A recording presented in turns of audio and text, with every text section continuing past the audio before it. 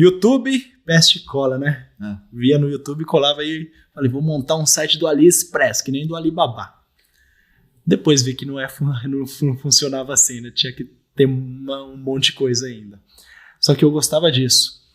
Aí eu me lembro que na faculdade eu queria já montar um grupo de aluno e começar a vender um e-commerce. Falei, vamos montar um grupo de aluno, eu pego as coisas da China, boto no e-commerce e vamos vender. Não deu certo. Não deu certo, na verdade, porque eu precisava de grana mesmo. Fechou aí, mas esse era o que eu procurava. O que você gostou da faculdade, assim que... Cara, eu acho que assim, como qualquer faculdade, o mais importante são as pessoas que você se relaciona. Opa! Então, assim, o conhecimento, obviamente, você está entrando pelo conhecimento e tudo mais. Só que, cara, hoje em dia, conhecimento você tem aí no YouTube, você tem em N lugares, você compra livro. E assim, quem acha que vai aprender a programar na faculdade está muito enganado. Tipo, você vai aprender conceitos, você vai ter uma base. Quando eu falo uma base, é uma base que vai te permitir para que se amanhã mudar uma linguagem de programação, você sabe ir para essa outra linguagem. Então, é muito importante você ter essa base, né? Hoje a gente tem muito desenvolvedor que não é desenvolvedor, é montador de código. O cara, ele copia e cola, ele vai no Stack Overflow, ele vai no GitHub, ele copia e cola. Por trás do código, como funciona, ele não tem a mínima noção. Então, a partir do momento quando você vai pegar um código legado ou quando você vai fazer uma migração, cara, esse cara, ele se sente perdido, né? Então, assim, eu sempre gostei disso e eu via que faltava alguns desafios. Porque você cair na faculdade e você já vir com uma formação técnica, nada era novo ali, né? Começou a ser novo a base, né? A matemática que tinha, enfim, isso foi bem bacana. Mas mesmo assim eu sentia a falta de mais atividades. Porque a gente fica assistindo muito filme americano e a gente vê, né, todo aquele negócio ali de, pô, você tem festa, você tem a galera que se reúne nos clubes de conhecimento, né? E aqui não tem isso. Aqui, tipo assim, a galera acabou da aula, vai embora. Você fala aqui na faculdade ou no Brasil? Brasil. Você não tem isso. Com raras exceções, assim, são muito poucas.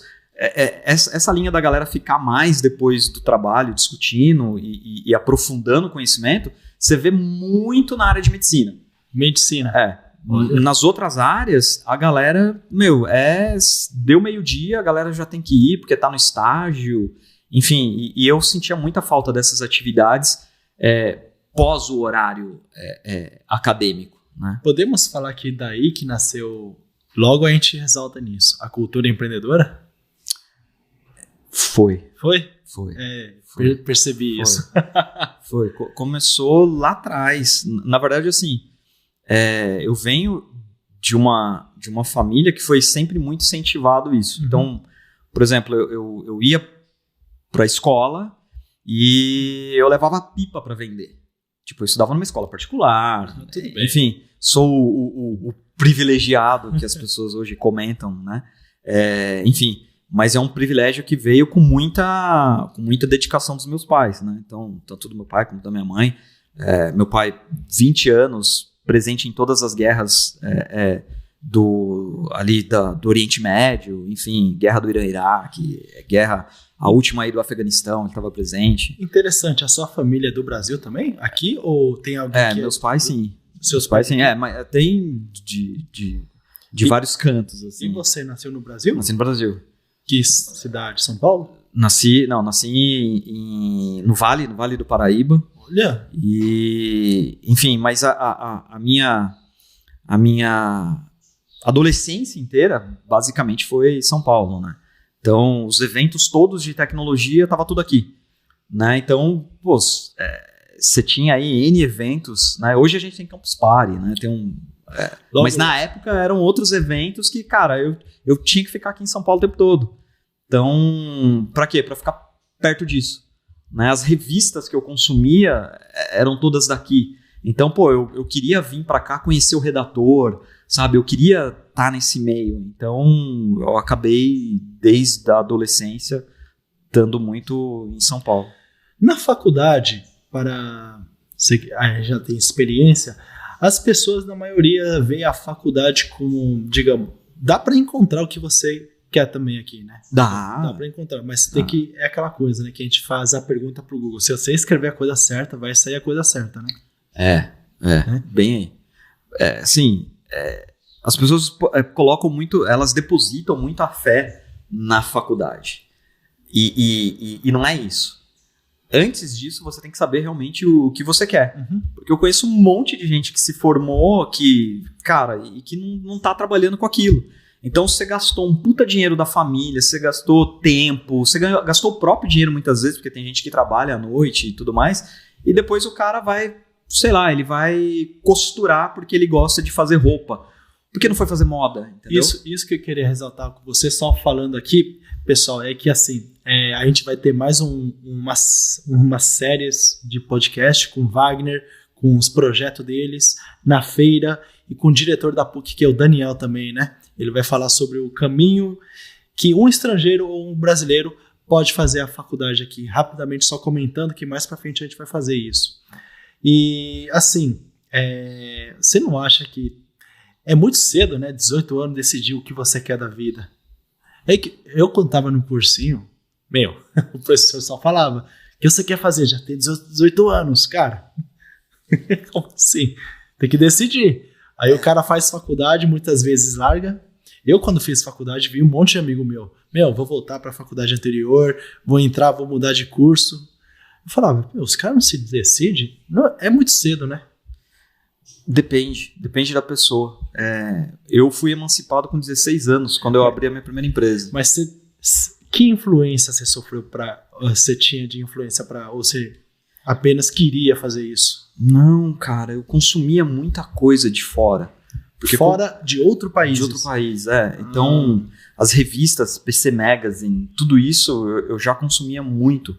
E assim, é o que eu tava comentando, minha mãe incentivava eu fazer as minhas coisas. Então, assim, eu tinha mesada, legal. Só que a minha mesada era pré-condicionada a alguma coisa.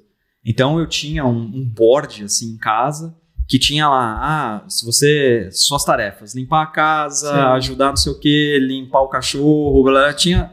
E aí minha mãe ia dando cheque, né, os check, e aí quando chegava no final de semana, eu tinha a minha mesada ali. E aí ela pegava essa minha mesada e ela falava assim, o que você quer fazer? Eu quero comprar uma bicicleta, eu quero comprar alguma coisa. E aí ela falava, se você gastar o seu dinheiro, você vai gastar ele. Você pode, além de fazer essas coisas que você está fazendo aqui para ajudar, você pode fazer alguma coisa que você gosta. Aí ele falou, vamos fazer uma pipa. Você gosta de fazer pipa? Vamos fazer pipa. Então, a mamãe vai te dar aqui R$10, você vai comprar papel, cola, não sei o quê. A mamãe tá te dando R$10. Então, a mamãe é como se fosse o banco, tá te dando R$10. Então, você vai fazer 10 pipas. Então, você não vai vender R$1 por pipa. Você vai vender, R$5 por pipa. Então, você vai ter o lucro, e aí você tem o preço do papel, Então, ela colocava tudo isso, não tinha planilha na época, mas colocava num caderninho, assim, e aí depois eu calculava o meu lucro que eu ia ter. Então, meu pai não gostava muito, porque ele falava, parece que tá precisando, parece que tá passando necessidade. E não, era uma questão que minha mãe fazia por educação, para eu aprender a dar valor no dinheiro. Então, qualquer coisa que eu queria fazer, era tudo pré-condicionado. Não era assim, eu quero uma guitarra. Não, você quer uma guitarra? Então tá bom. Então você vai fazer alguma coisa para você conseguir essa guitarra. Então, além de ajudar em casa, então a sua mesada não dá para você comprar uma guitarra inteira, mas dá para comprar metade. Como que você faz para outra metade você comprar essa guitarra?